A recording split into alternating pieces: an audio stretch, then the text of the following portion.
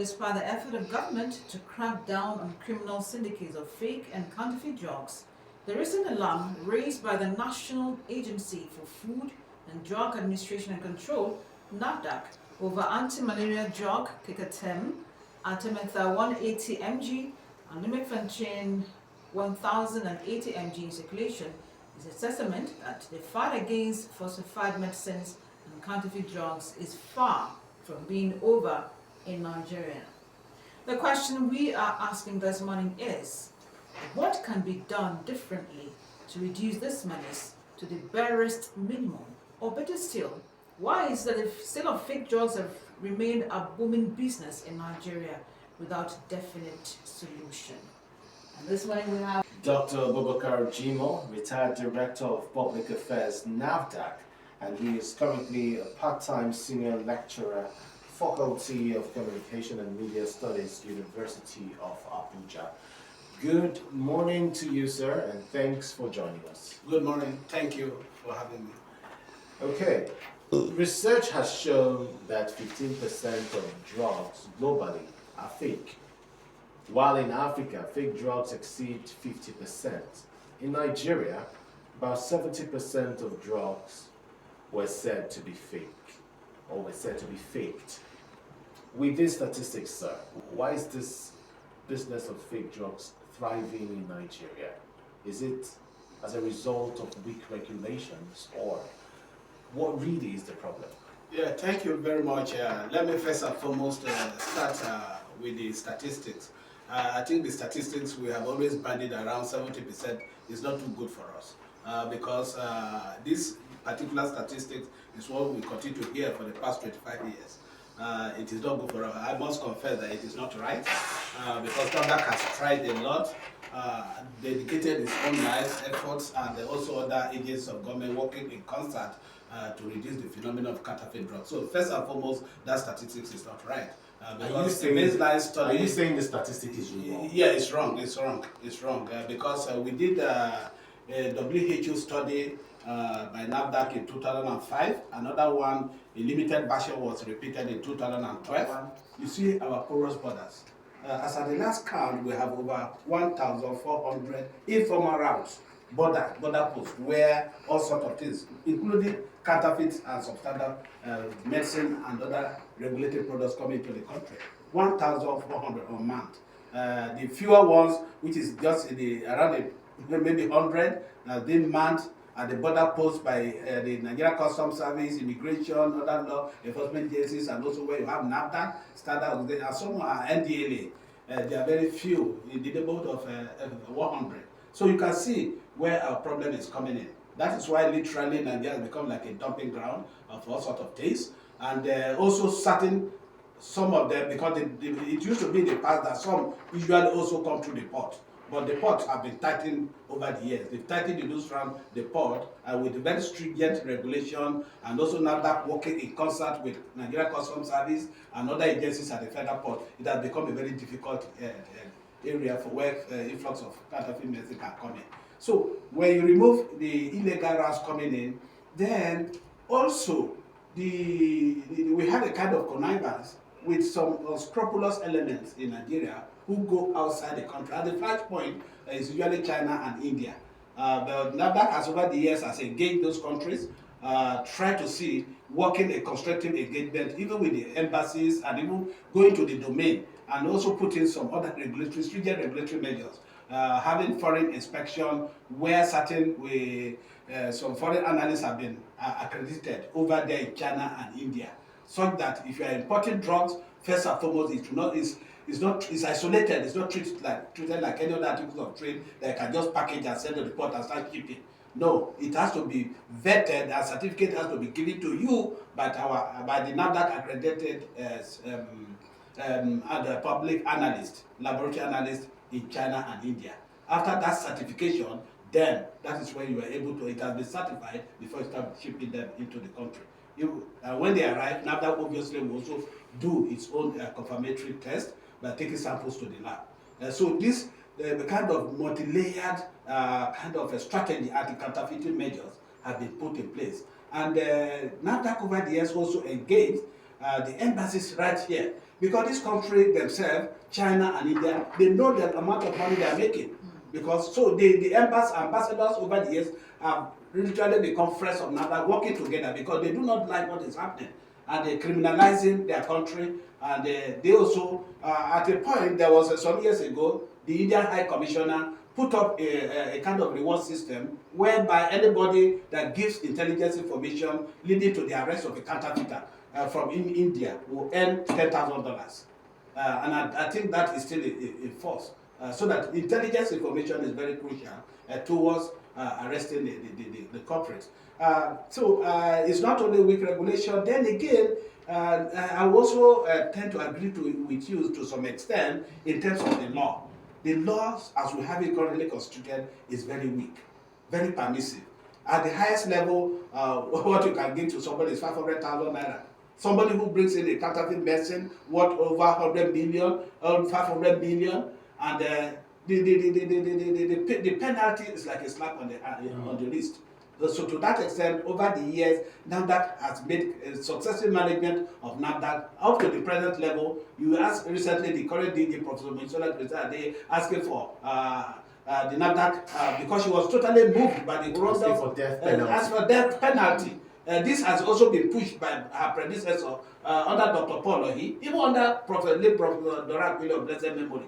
Because of the too much concern, because the NAFDAC people wear the shoes, they know how this thing pinches. So we ask for death penalty. But over the years, we know that death penalty is anachronistic. The capital punishment no longer in a democracy like ours, where I'm strong, you know. So we cannot push death penalty; it will not fly.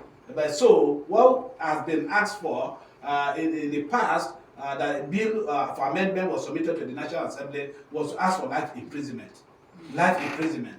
And also confiscation of the asset of the culprit, just like what NDLA is doing now. When they arrest you, the proceeds of crime is taken away from you so that you don't benefit from it. And that is really a more stringent kind of deterrence. Before we go into all that, yeah.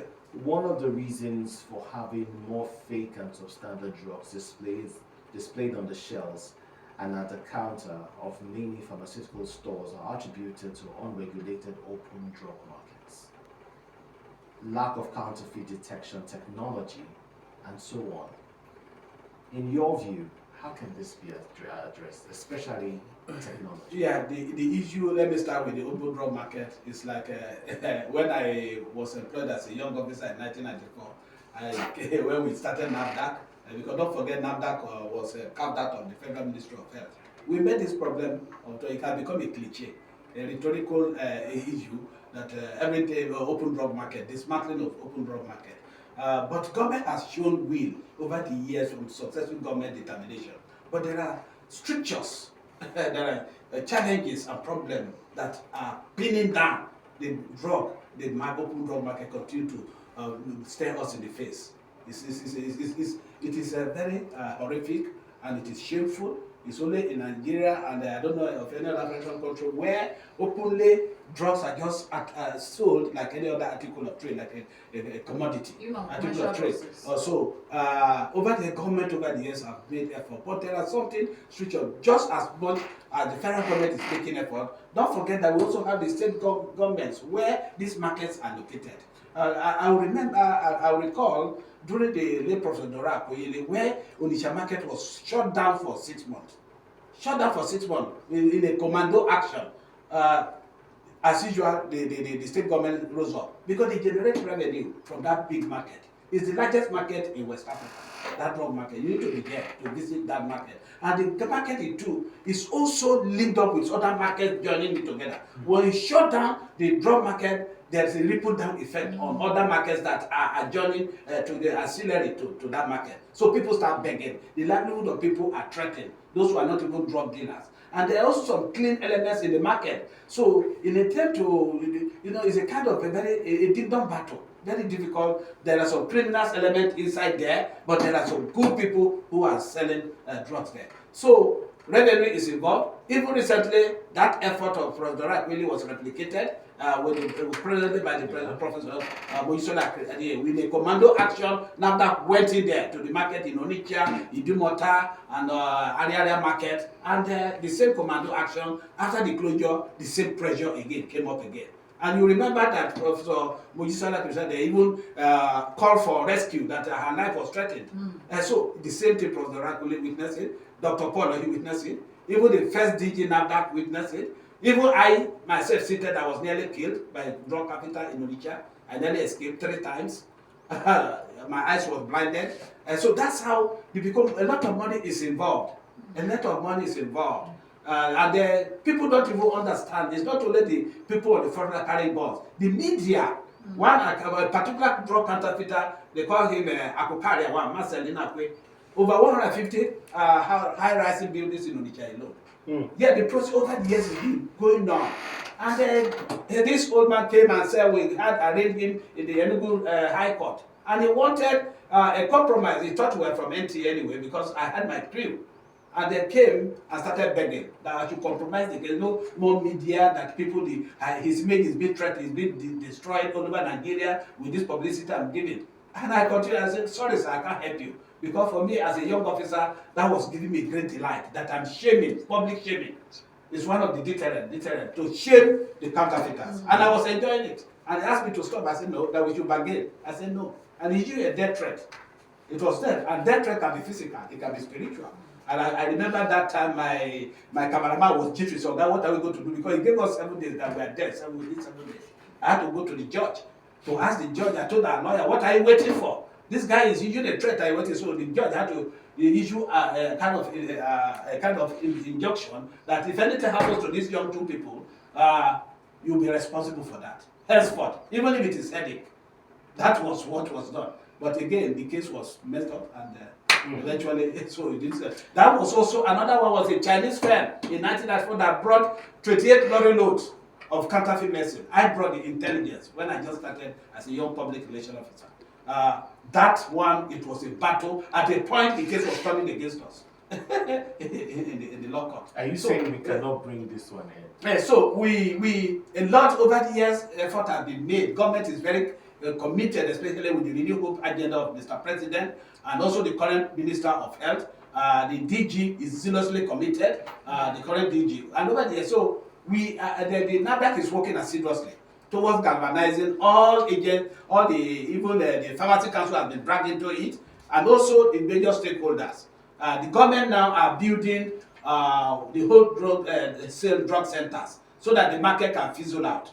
The Anambra State government has acquired specifically so that they can dismantle that market. In Kano, some years ago, Professor Mojisola led, I was in the entourage, or her entourage, went to Kano and I commissioned the drug case government. And I tried to dismantle that Sabongiri market. So conscious effort is being made, but it cannot fizzle out over days overnight because it is a pathological problem, a historically